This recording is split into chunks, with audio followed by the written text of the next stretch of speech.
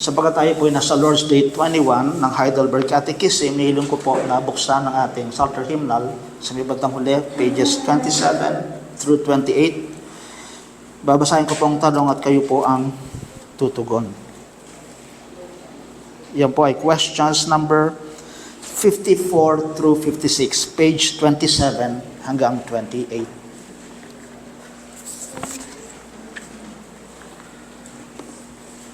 Andoon na po ba tayo?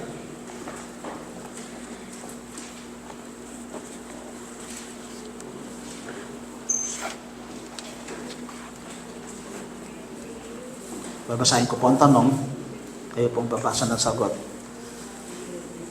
Question 54. What do you believe concerning the Holy Catholic Church?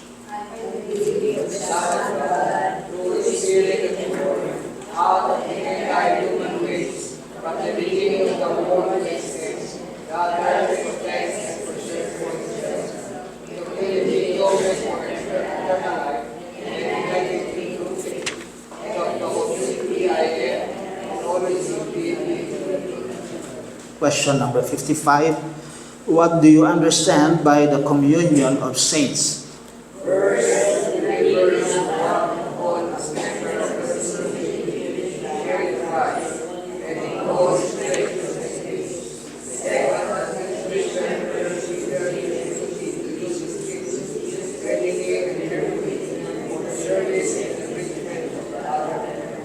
And question number 56. What do you believe concerning the forgiveness of sins? I believe in God because Christ has atonement with never hold against me, and of my sins, and my sinful nature, which I use to struggle against all my life. Rather, in His grace, God grants me the righteousness of Christ, who really never hold. Maraming salamat po.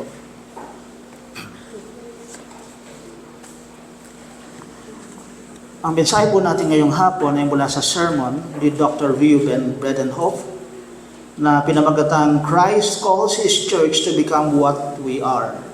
Christ calls His church to become what we are. Sa Tagalog po, tinatawag ni Kristo ang kanyang iglesia na maging kung ano tayo. Mas lalo bang lumabo? Pero yung pong title natin sa Tagalog. Pero yung pong Panginoon. Mga kapatid, kung kayo po itatanungin, paano natin ilalarawan ang iglesia? Ano po ang unang papasok sa isip ninyo? Baka sabihin natin, imperfect ang church. Umali sabihin ng iba, divided, may pagkakabahabahagi, o kaya naman ay sinful o makasalanan. At kung tungkol naman sa ating local church mismo ang pag-uusapan, maaaring sabihin natin ang ating church ay inconsistent, ibig sabihin, kung minsan malamig, kung minsan ay mainit. O baka sabihin ng iba na tayo complacent, ang ibig sabihin naman, komportable na sa kung anong kalagayan natin ngayon. Wala nang dapat baguhin. At kung yan po ang inyong sagot, tama po kayo. Sa pagkatotoo naman ng iglesia, dito man sa atin o sa ibang lugar, ay hindi naaabot ang pamantayan na sinet ng Diyos. Meron tayong mga kahinaan, bawat miyembro, merong mga karupukan, may mga pagkukulang tayo sa loob ng iglesia. Pero mga kapatid, huwag tayong tumigil doon. Madali pong makakita ng mali, madali tayong pumuna, mas mahirap ang gumawa ng paraan para tayo ay mabago. Pero tandaan natin, yan po ang tawag ng Diyos sa atin. Ang bawat isa sa atin ay tinatawag ng Panginoong patuloy na lumago at magkaroon ng pagbabago bilang kanyang iglesia. Sapagkat tayo ay bayan ng buhay na Diyos. Ang hamon lamang po ay ito, mga kapatid. Ang mamuhay tayo ayon sa kung sino tayo. Kasi madaling magsabi, madaling mag-profess. Pero ang tanong, namumuhay ba tayo ayon sa ating profession? Or pwede natin sabihin ng ganito, tinatawag tayo ng Diyos na maging kung ano tayo kay Kristo. Sa pamamagitan ni Kristo, binigay sa atin ng Diyos ang lahat ng spiritual blessings. Binigyan po tayo ng ating bagong mapagkikilanlan. Pero ngayon tayo, natubos na, may tungkulin po tayo, mga kapatid. Tinatawag tayo upang maipakita sa ating buhay na tayo nga ay mga anak ng Diyos. Halimbawa po nito ang justification. Ano po ba yung justification? Lagi natin naririnig ang term na yan. Ibig sabihin yan, pag-aaring ganap o yung pagtuturing na tayo yung matuwid na. Hindi pa tayo talaga perfectly matuwid. sa harap ng Panginoon. By our deeds, hindi pa. Pero tayo po dinideclare as righteous. Sinasabi ng Diyos sapagkat ginawa po, dahil sa ginawa ni Kristo, pinatawad na ang lahat ng ating mga kasalanan, wala na tayong guilt sa harapan ng Panginoon. Sa pamamagitan ng pananampalataya, tinuturing na righteous na. Pero hindi po tayo tumitigil doon. Meron tinatawag na the becoming. Iba po yung, ito ka na, pero yung becoming, mangyayari pa lang. Hindi sapat na sabing declared righteous na tayo, sinasabi na ng Diyos na dapat tayong mamuhay ng matuwid. Sabi po ni Paul kay Timothy, 1 Timothy 6:11, pursue righteousness and godliness. Pag sinabing pursue, sabihin, diba, sabi natin, yung course mo sa college, pursue this course, sabihin, habulin mo sa spiritual things, habulin natin ang katuwiran at ang kabanalan. Bawat taong tinuturing na matuwid na sa harapan ng ating Panginoon, dapat hindi na namumuhay sa dati mong pamumuhay. At kung yun po ay totoo, personally, dapat totoo rin po yan sa atin bilang isang iglesia. Ginawa tayong bayan ng Diyos na dapat meron rin tayong bagong buhay. Tinatawag tayo ng Panginoon upang maging banal, upang maging Catholic, mamaya papaliwanag natin yan, at upang maging sariling pag-aari ni Kristo. Tandaan natin, yung mga katangiang yan, banal, Catholic, sariling pag-aari ni Kristo, yan po'y gift muna, regalo muna sa atin, and then inaasahan sa atin, magkakaroon tayo ng responsibility about these elements. So, yan na po tayo mga kapatid. Pero dapat tayong mamuhay ayon sa pagkatawag na ito sa atin. So, ang mensahe po natin ngayong hapon ay ito. We have these three key elements. Tinatawag ni Kristo ang kanyang iglesia na maging kung ano na tayo. Una, isang holy church. Isang holy church. Pangalawa, isang Catholic church. At pangatlo, sariling pag-aari niya. Sadali po tayong manalangin, mga kapatid. Malapit po kami sa iyo. Tulungan mo po kami, Panginoon. Samahan mo po kami. Maaring pagod ang aming isipan, pero lumalapit kami sa iyo. Tulungan mo po kami na sa sandaling pag-aaral na ito, makatutok pa rin kami. Bigyan mo po kami ng strength, and even your servant, Panginoon, para may pahayag ang kalooban mo sa amin. Dito pong aming panalangin sa pangalan ni Jesus. Amen. So the first key element, tayo tinawag ng Panginoon as a holy church. Sabi nga po natin, holy church. Isang banal na iglesia. Kapag sinasabi natin sa creed, I believe a holy church. Sinasabi natin yan in Nicene Creed. I believe a holy church. Baka isipin ng iba masyadong mayabang naman. Parang taas naman na expectation. Parang sinasabing, perfect na tayo. I believe a holy church. Tayo ba yun? Alam mo naman, marami kang kahinaan. Pero hindi lang ibig sabihin ng holiness. Okay? Hindi ibig sabihin na wala na tayong kasalanan, kundi ang ibig sabihin ng holiness ay banal tayo dahil banal ang Diyos natin. Yun ang ibig sabihin ng holiness. Ang kabanalan ng church ay nakaugat sa kabanalan ng Diyos. At kapag pinag-usapan natin ang kabanalan ng Diyos, anong ibig sabihin yan? Ibig sabihin, ang Diyos ay separated. Hiwalay siya sa lahat. Hindi siya dependent sa kung kahit kanino or sino paman. Pag sinabi natin ang Diyos ay banal, ibig sabihin wala siyang kasalanan, walang bahid dungis, walang kahit anong spot ng karumihan. Pag sinabi natin ang Diyos ay banal, ibig sabihin siya ay natatangi, wala siyang katulad. At ang kahanga-hanga po rito, mga kapatid, yung kabanalang taglay ng Diyos, ibinabahagi niya sa iba, hindi sa Kanya lamang. Ginagawa niyang banal ng mga bagay at mga tao na inilalaan para sa Kanya. Like for example, in the Old Testament, ginagawang banal ng Diyos ang templo. Ginagawa ng Diyos na banal yung altar sa loob ng templo. Yung mga insenso sa loob ng templo. Yung mga saserdote sa loob ng templo. At maging ang bansang Israel ay tinatawag na banal. Ang tanong, paano sila naging banal? Sapagkat itinilaga sila para sa Diyos. When a person or thing is separated unto God and for God, banal yon, mga kapatid. Amen? At dahil banal sila, dapat maipakita nila ito sa kanilang pamumuhay, sa kanilang pagsamba, sa kanilang trabaho, pakikitungo sa kapwa at sa lahat. That is in the Old Testament.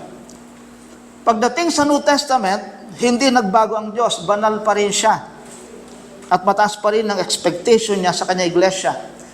Ang sabi ng 1 Peter 2:9, ito po sa ulong-solo namin to when I was in college, you are a chosen people, a royal priesthood, a holy nation, a people belonging to God. Sabi nga, a peculiar people, parang pambihirang mga tao. Yun ang church sa harap ng Panginoon. Pansinin natin, tayo'y chosen even before the foundation of the world. Hinirang ka na ng Panginoon, and you belong to a royal priesthood. Ibig sabihin, ang paglilingkod mo ay hindi basta-basta. Isang maharlikang paglilingkod. Kaya sino man sa atin na naglilingkod sa Panginoon kahit sa pinakamalit na bagay, di ba? Sa Bible, sinabi na po, sino mang magpabigay ng kahit isang basong tubig sa mga malilit na ito, ay hindi maaaring hindi magkakabit ng gantimpala. Yung paglilingkod sa Panginoon, it is a royal service sa Panginoon. At ang iglesia lang ang nakakagawa niyan. Tinawag din tayong holy nation, ibinukod tayo mula sa kasalanan na people belonging to God. Hindi na tayo pag-aari ni numan, kundi ng Diyos sa atin. Kaya kung titingnan natin, napakalakas ng mensahe mga kapatid, banal kayo. Banal ang bawat isa sa atin. Tingnan niyo yung katabi ninyo. Banal o ano? Banal kayo. Ang bawat isa sa atin ay banal sapagkat nakatalaga tayo para sa Diyos.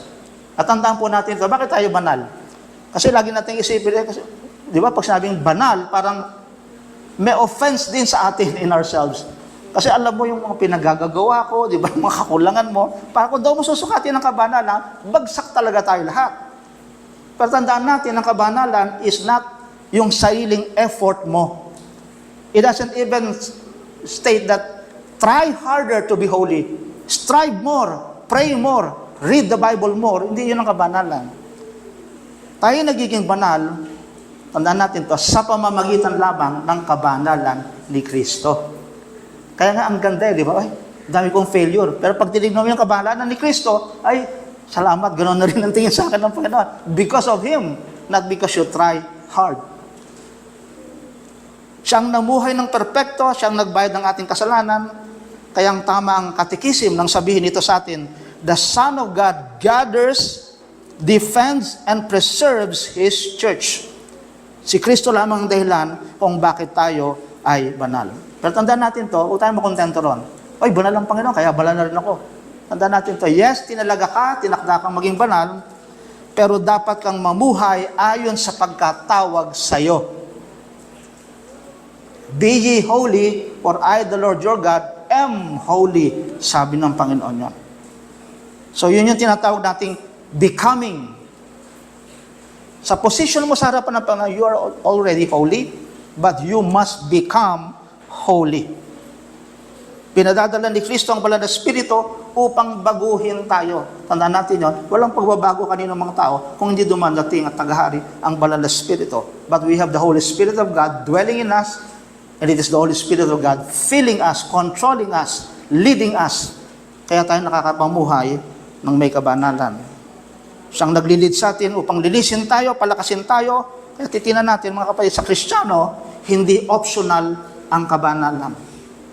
Hindi pwedeng sabihin na, ikaw naman, medyo active ka sa church, ikaw na lang magpakabanal. No, lahat ng Kristiyano, obligado tayo na magpakabanal. In Hebrews 12:14, it says, without holiness, no one will see the Lord. Parang medyo nakakatakot ang dating. Kung walang kabanalan, walang makakakita sa Diyos. Hindi natin makikita, hindi natin tayo makakaharap sa Panginoon. So we are called na tayong mamuhay ng iba kaysa sa mundong ito. In His high priestly prayer in John 17, ito ang sabi ng Panginoon, they are not of the world, di ba? Nung pinapanalangin niya ang mga believers, ano sabi niya? Hindi sila sa mundong ito. Of course, nandito pa tayo, pero hindi tayo umaayon sa takbo ng mundong ito. Hindi tayo nililid ng filosofiya ng mundong ito. Nililid tayo ng salita ng Panginoon. Doon tayo sumusunod, doon tayo namumuhay. Kaya, makikita natin, di ba? Because we're still in the flesh, meron tayong mga struggles. Mahirap, mga kapatid, mamuhay ng merong kabanan, ng kanilang, sinabi sa atin ni Pastor, di ba? Paano makakapamuhay, di ba? Kababasa mo lang ng Bible, maaaring ngayon, katatapos na natin ng sermon, mamaya lang, makalimutan mo na kagad, di ba? Ano ka na naman, di ba? Merong entertainment, may nagsabi nga, kung mahilig ka sa entertainment at laging yun ang hinahanap mo sa buhay mo, Kristiyano ka na, mahilig ka pa rin sa entertainment, may nagsabi ng ganito, you have already lost your joy in the Lord. Diba? Yung mga Kristiyano na every Saturday, may Saturday night pa sila, may nightlife pa sila. Bakit? Kasi parang, yun nga sinasabi kanina yung pastor, di ba, mga examples na hindi pa rin tayo mapakali, meron pa rin tayong ganon. Na parang hindi kumpleto ang buhay mo nung wala kang entertainment or mga hobby na questionable.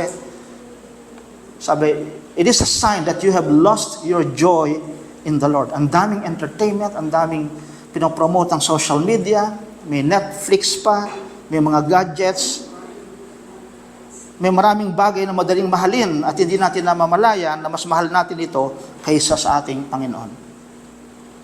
Diba? Tingnan natin kung ano kumokontrol sa ating isipan. Diba? Ano ngayon ang kumokontrol? Shopee. Yung mga ganon Pero tayo mga ganon, hindi tayo mapakali. Diba? Na dati yung mga tao nakakapag-shopping siya, shopping mo lang. Pero ngayon, ang bilis mag-shopping, diba? At lagi pag nagkapera ka, yun ang kaagad ang punta mo. Diba? So, nakakarelate tayo lahat, hindi maalis sa atin. Bakit? Kilala natin, magkaroon ng ganitong Lazada o ano-ano. Madaling tumatak sa ating isipan. Why? Sapagkat pinasok na ng kulturang ito ang ating isipan. Pero muli, sabi ng Panginoon, maging banal kayo. Huwag niyong hanapin ang kakontentuhan niyo dito sa mundo. So, ibig sabihin, ibang values natin, ibang priorities natin, ang treasure natin ay nasa langit. Set your hearts on things above, sabi ng Colossians chapter 3, where Christ is seated at the right hand of God. Pag tinignan mo, ganoon ang focus ng mananampalataya noon. Ang tanong, nagbago na ba? Pwede bang sabihin na yung mga mananampalataya noon, sila lang yung ganon. Kasi nung unang panahon pa yun But no, that is also our calling. Ang mga Kristiyano, kahit pag-aanong kamodernong mundo, dapat nakaset pa rin ang isipan natin sa mga bagay na panglangit, sabi po, where Christ is seated at the right hand of God. Dapat doon tayo nakafocus. At makikita mo kung gano'n ang takbo ng iyong isipan, makikita mo lang, you will soon realize that you are living a holy life before God. So magpakabanal para sa kaluwalhatian ng ating Panginoon. So hindi lang yung personal holiness, meron din tinatawag na church holiness.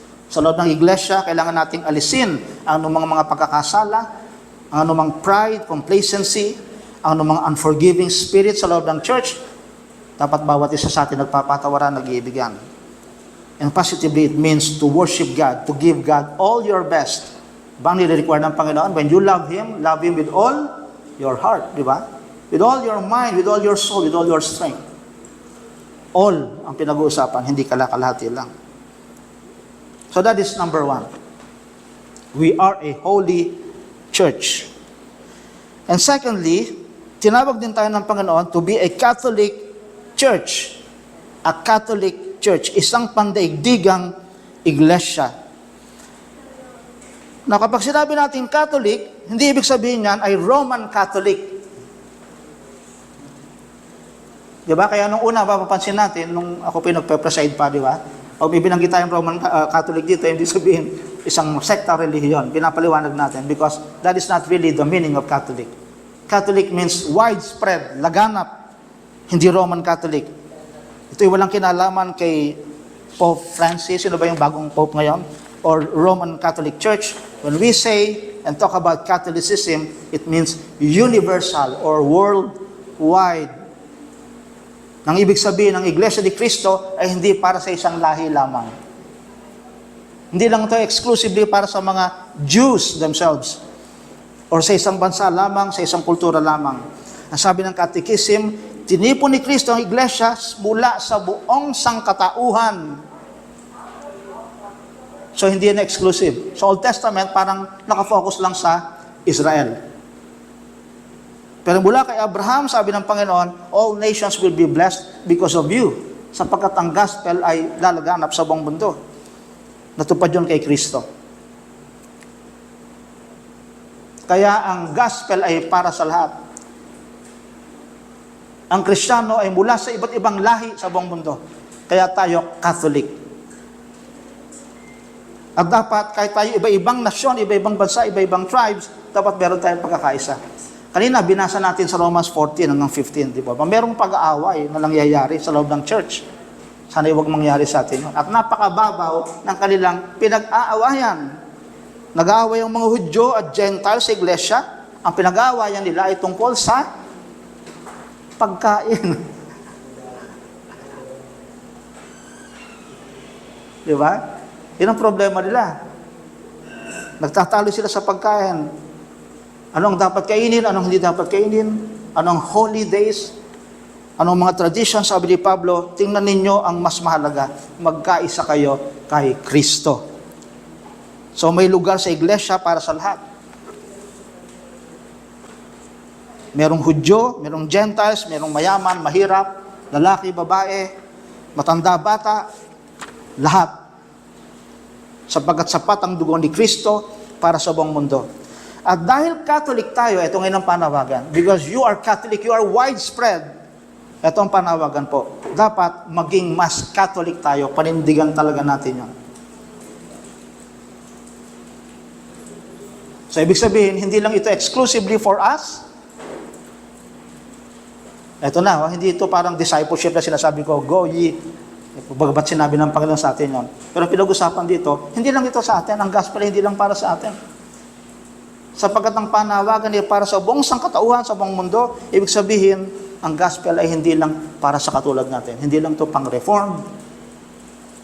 Hindi lang ito para sa mga Hudyo, hindi lang para sa mga Pilipino, hindi lang para sa mga nagsisisampalataya.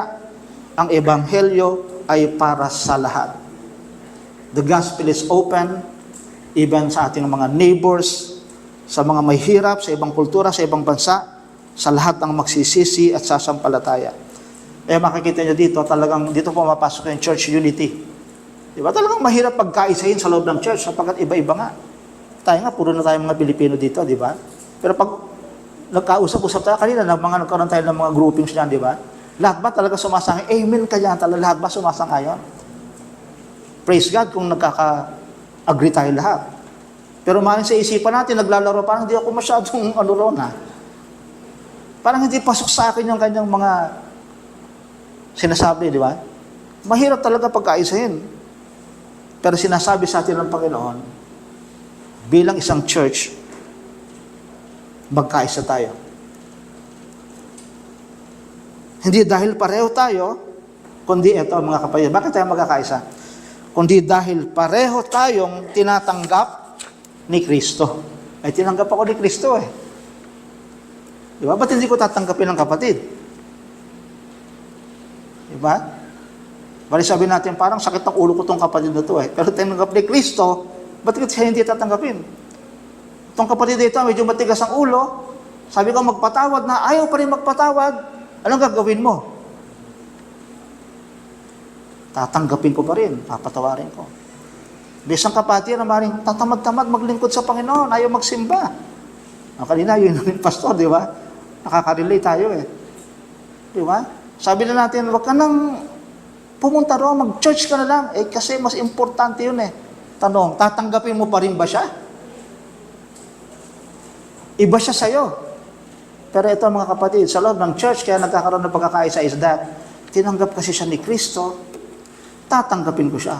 Of course, tutuwirin natin siya ng may pagmamahal, pero pag titiisan mo siya, tatanggapin alang-alang sa pagtanggap sa iyo ni Kristo. Sabi ni Pablo, accept one another just as Christ accepted you. Ibig sabihin, wag nating hayaan na yung wealth or yung age or personality or preferences ang maghari o maghati sa atin. Hindi tayo magkakaisa dahil magkakapareho tayo, nagkakaisa tayo sapagkat pare-pareho tayong tinanggap ni Kristo. Kaya ito pong panawagan sa loob ng church, mahalin natin ang bawat isa. Patawarin natin ang bawat isa. Meron pa nga, diba, sa tinasabing one another, confess your sins with one another. Diba?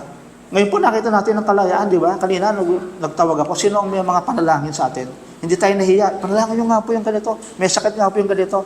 Sa dati nating mga church na kinabilangan, meron mga gano'n, nagtatawag yung pastor habang nagsasermon. Diba wala? Para bang napaka-formal na pag nagsermon ako, sermon na lang. Nung una, hindi ko maintindihan ng Reformed, mga kapatid. Bakit? Dapat merong kaayusan. Dapat pag nagpakanta, napakaayos, walang mali, walang sabit, walang ano. Pero kung naintindihan ko na, nakakaintindihan na tayo, lahat tayo may sabit. Pag kumanta tayo, hindi nyo nga alam, kaya nga kayo sumasabit.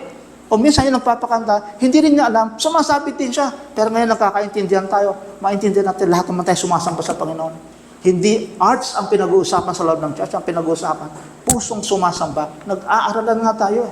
Ang kagandahan dito, kahit mayroong sintonado sa atin, kahit hindi tumatama sa nota, tinatanggap ng Panginoon. Yung pa lang, doon na lang natin tingnan.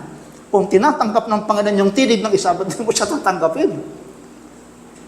Hindi man natin matitiis ang bawat isa.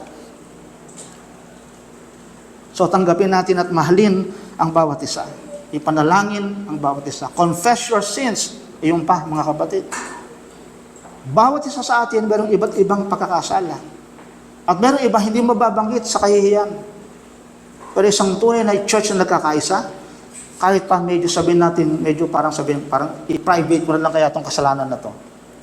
Sapagkat may tiwala siya, talagang kapatid ko to sa pananampalataya, masasabi mo, meron akong ganitong pagkakasala, mali mo ba ako ipanalangin? Yan ang isa sa mga signs na talagang lumalalim na ang relasyon sa loob ng church. Pag sinasabi natin ng talagang buong tahasan, hindi na tayo merong kinikip pa. Maring matagal pang mangyari yon dahil medyo naaalangan pa tayo. But when we come to that point, na nagkasala talaga ako, tulungan niyo ako. Di mo makikita na talagang magkakapatid nga kayo talaga sa Panginoon. Because you bear one another's burden, you carry one another's burden, dinadala mo yung concern ng kapatid mo, di natin makikita yan. Kaya hindi lang yan sa paghahanda natin sa kung anong mga activities o sa mga pagkain natin, hindi lang doon nakikita ang pagtanggap sa bawat isa. Pag tinanggap natin ang bawat isa, maging kahinaan ng kapatid, tatanggapin kita. Hindi ko tinotolerate yung kasalanan mo, pero upang tulungan kita maipanalangin, may lapit sa ating Panginoon. So that is the second thing. We are called to be a Catholic church. And lastly, we are called to be His own possession. Tinawag tayo bilang sariling pag-aari ni Kristo. Tandaan natin, kung wala si Kristo, wala ang iglesia. Sabi ni Ephesians 2, in Christ the whole building is joined together. Buhay tayo dahil binili niya tayo sa pamamagitan ng kanyang dugo. At sapagkat mahal niya tayo, inaalagaan tayo ng Panginoon. Ang sabi ng Catechism, the Son of God gathers, defends, preserves for Himself by Spirit and Word in the unity of the true faith, a church chosen to everlasting life. Siyang nagtipon sa atin. Iba't ibang lahi, iba't ibang pinagkalakihan, iba't ibang status ng ating buhay. Merong mayaman, merong mahirap, merong matalino, merong mangmang, merong mga patapuna, meron namang iba-iba, di po ba? Pero tinipon niya tayo upang protektahan, upang iligtas, upang ingatan. Tinipon niya. At ang sabi ng Panginoon, pag-aari ko ang lahat ng ito. Chosen. Isang church na possession ng ating Panginoon. Pero muli, mga kapatid, hindi lang yun ang identity natin. Yan din ang calling natin. Tinawag, tinipon, iningatan, pag-aari tayo ni Kristo. Sa Kanya tayo. At kung tayo kay Kristo, dapat ding maging mas katulad tayo ni Kristo. Tandaan natin, meron tayong obligasyon. Hindi lang tayo tinawag, mamuhay ka ayon sa pagkatawag sa iyo. Sabi ni Jesus, a student should be like his teacher. Kung si Kristo ang ating master, dapat kamukha natin siya. Yun ang pinaka-purpose, kaya tayo niligtas ng Panginoon, to be like Him. Sa Kanyang pag-ibig, sa kabanalan, in obedience, in service, gusto ng Panginoon na tayo maging katulad niya. Ang tanong po ito, mga kapatid, kung si Kristo kaya, sabihin natin physically, ay pupunta dito sa ating church, will He say na, kamukhang-kamuha ko yung church na yan? Will He say na, gusto kong lumagi dito, at home ako sa church na ito? Sapagkat nare-reflect kung sino ako, ganun sila. Makikita ba sa loob ng church natin yung kanyang joy, love, peace, truth, and holiness?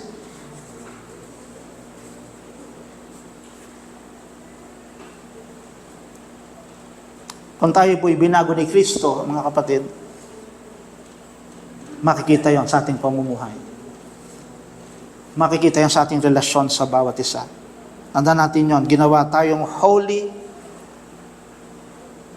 Catholic, in His own possession, kaya kilalanin natin kung sino tayo. Tandaan natin yung mga bagay niyo.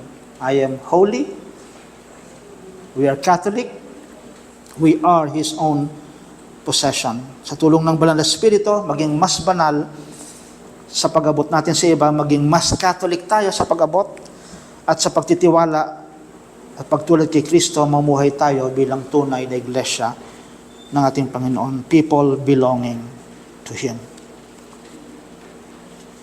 Tayo po'y manalangin, mga kapatid. Salamat po, aming Panginoon. Madalas naming marinig ang mensahe na ito. Pero salamat po na patuloy mong binibigyang diin sa amin. Tunay po na mahirap po, Panginoon, na basta gawin ang mga bagay nito kung walang pangunguna at kapuspusan ng Banal na Espiritu. Kaya dalangin namin, Panginoon, hindi lang po nawa conviction ang ipinarating nito sa aming puso, kundi tunay na aspiration and desire na magawa ito sa aming buhay. Kayong aming kalakasan, kayong aming patnubay, kayong aming katagumpayan sa harap ng tukso at pagsubok, kayong sanhi ng aming kabanalan. Tulungan mo kami magpatuloy sa iyo, Panginoon. Ang mundo ay nagbabago, at maaaring kami, Panginoon, ay hindi namin namamalayan na tatangay kami nito. Pero tulungan mo po kami that as we hear, may we also live according, Lord God, to your word in obedience, Panginoon. At kung maaaring kami mayroong struggles, Lord God, help us. Protect us as you have said, Lord God, in your word. As our good shepherd, lead us. As our light, Panginoon, be the light in our path.